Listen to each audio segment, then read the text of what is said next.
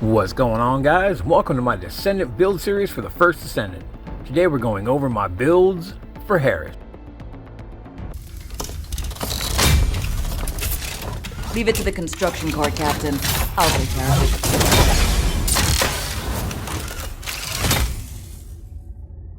it. Okay, so Captain Harris is the newest Descendant to join our ranks, and she's a lot of fun to play.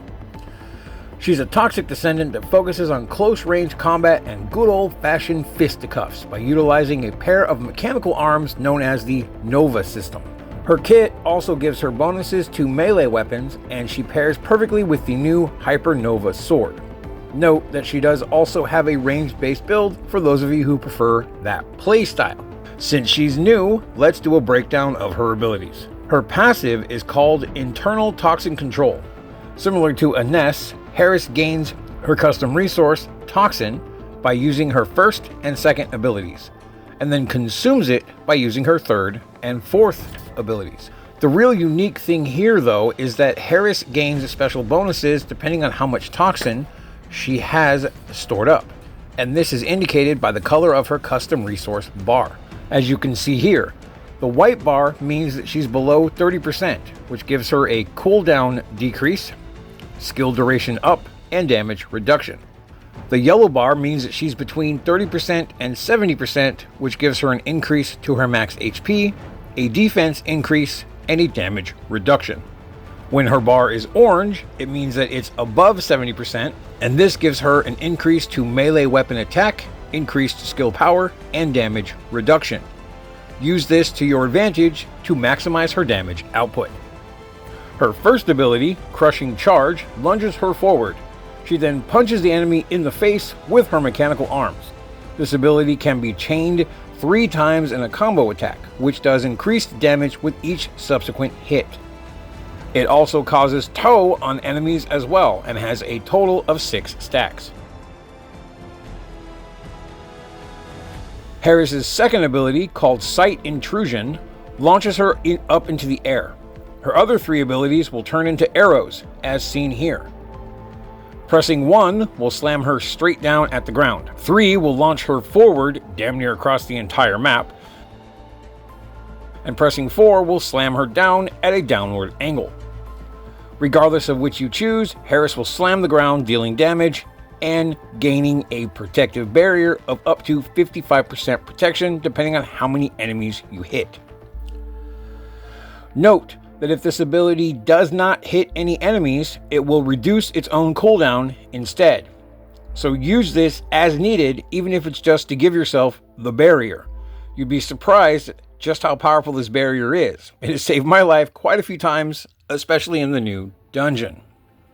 Her third ability is called Designate Danger Zone, and it creates a continuous damage zone around her that deals damage as you move. Note that this consumes Toxin while it's active, but if you use her first and second abilities regularly to keep building Toxin, you can keep this ability up for a good amount of time. Plus, it'll come back off cooldown long before the ability itself runs out, so spam baby spam. And lastly, her fourth ability, Waste Disposal, fires dual lasers that sweep in a frontal cone and deal a lot of damage. This ability inflicts Toxic Contamination, which increases her melee weapon attack additional damage by skill power times 2500%, and additional skill attack against Colossi by a whopping 4200%.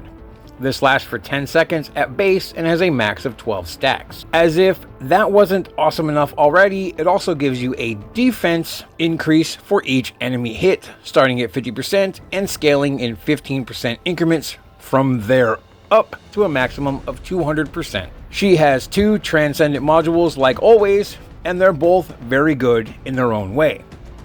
Safety Training alters her second and third abilities, while Focused Supervision alters her first and fourth. Safety Training changes the second ability into Tactical Oversight, which converts the trigger tag Clash into normal AoE instead and removes the cooldown mechanic. Her third ability becomes Designate Safety Zone, which removes the continuous damage ring. Now it causes a 360-degree pulse that knocks enemies away, similar to Kyle's magnetic spurt. It also gives her barrier to the entire party, proportionate to the number of enemies hit by the wave. Focused supervision converts her into a more ranged combatant. Her first ability becomes Crushing Focus, which fires a cutting laser forward in short bursts. Her fourth changes into Precision Waste Disposal, which fires a continuous beam forward, similar to Bunny's fourth. This beam will continue for as long as you have toxin built up, and both of these lasers can be used while firing your guns. This also changes the passive, which switches the melee weapon focus into a more firearm focus, granting you fire rate, firearm attack, and multi-hit instead. And now that all of that's out of the way, let's move on to the builds. Her first build focuses on melee damage and capitalizes on the use of the Hypernova Sword. The goal here is to throw the sword to tow and freeze enemies while you assault them mercilessly.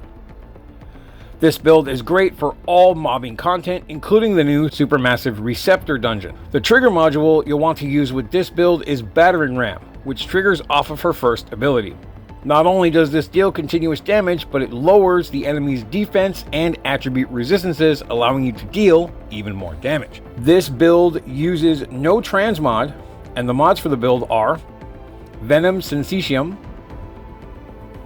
MP Conversion, Tech Amplification, Power Increase, her Ancestors module, Pioneer's Resolution, Focus on Tech, Skill Expansion, Nimble Fingers, Toxic Amplification, and Spear and Shield. The Ancestors module that I'm using right now has cooldown, extra duration, and extra range. However, if you don't have her Ancestor module yet, you can replace this with something else, such as Multi-Talented or Decimator. Harris's second build is also melee focused, but has more of an emphasis on survivability. This build is great for Void Erosion Purges, as well as the new Supermassive Receptor dungeon. The trigger module I use for this build is Gap in Time, which triggers off of her second, third, and fourth abilities and gives you up to 35% additional damage increase. You could also use Power Beyond here if you prefer, which will give you a constant 15% skill power increase. I found that Gap in Time was a little higher on consistently, but you do you. The transmod here is Safety Training, and it plays very similar to the last build. Now only when you pop her third ability, it knocks enemies back, while also giving your allies a protective barrier. The new module, Shield Charge, adds extra skill power damage based on her total defense every time you use her first ability. The mods for this build are Safety Training, MP Conversion, Battle of Stamina, Focus on Tech, Power Increase, Spear and Shield, her Ancestor module, Pioneer's Resolution, Toxic Amplification, Nimble Fingers, Skill Expansion, and Shield Charge. The Ancestor module that I use here has increased defense, increased HP, and extra range. If you don't have this Ancestor module, you can swap this out for a defense mod to compensate. Note that you can also use her Focused Supervision transmod with either of these builds if you prefer a more ranged style of play rather than her close-ranged melee. Here is the RK tuning for these builds. And I recommend using either Tech Dimension Tuning or RK Efficiency Enhancement for the Mutant Cell. For bossing, you'll want to use her transmod Focused Supervision, which converts her into a ranged combatant rather than a close-ranged fighter. You simply pop her first and fourth while firing your guns, targeting weak points, etc. like normal. Making use of her second for your barrier and her third to deal additional damage and to help clear out the adds. The trigger module I use for this build is Storm Bullet, which triggers off of her first ability and creates a continuous damage zone on the target. The mods for this build are Focus Supervision, Nimble Fingers, Battle of Stamina, Focus on Fusion, MP Conversion, an Outstanding Investment, her Ancestors module, Pioneer's Resolution, Skill Extension, Power Increase, Toxic Amplification, and Skill Expansion. And again, if you don't have her Ancestor module, you can slot in something else, a defense mod or an HP mod to compensate. Here's the RK tuning for this build. And I use the RK Efficiency Enhancement Mutant Cell. For the weapons, I use the Hypernova, the Last Dagger, and the Secret Garden. The Hypernova is an absolutely phenomenal weapon, and I use it when mobbing. The Last Dagger and the Secret Garden I switch to when bossing, or if I need a weapon for like weapon bubbles or the little head targets like on Claudia, for example. Both of her mobbing builds are tech focused, so the Secret Garden helps here as well with its ultimate ability bonuses. For the Fellow, I use the Hagios Sheepdog. She doesn't have any mana, and I don't use guns very often, but you could absolutely use the Vespers Hunting Dog when you're using gun builds or the bossing build if you wish. For the Reactor, I use the Toxic Mechanics or Tech Reactor for the boost to tech skills. You could also use the Toxic Fusion Reactor when using her Focus Supervision transmod, as it converts her abilities to mostly fusion. For her external components, I use the Plague Set for the massive Toxic Skill power bonus, and the extra Toxic Skill when generating her custom resource is amazing as well. For the Inversion Reinforcement, make sure you finish this top line first to get Quantum Domain. The extra range and skill power are great. The abilities that I use here are RK Circulation Tactic for the cooldown, Selective Cellular Stimulation for the HP regen, and Superheated Plasma for the Hypernova.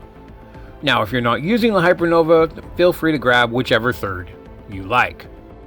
Harris is an amazing Descendant overall, and I had an absolute blast leveling her up and tweaking her builds. She is definitely the most unique character we've had since Keelan, which is very refreshing. She's very versatile, very hardy, and just an absolute beast at mobbing.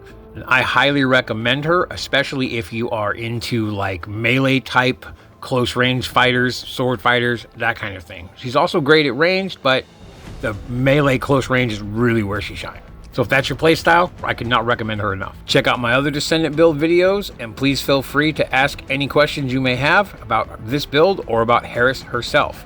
And that's it for this video, guys. As always, thank you for watching, and I'll catch you next time. Later.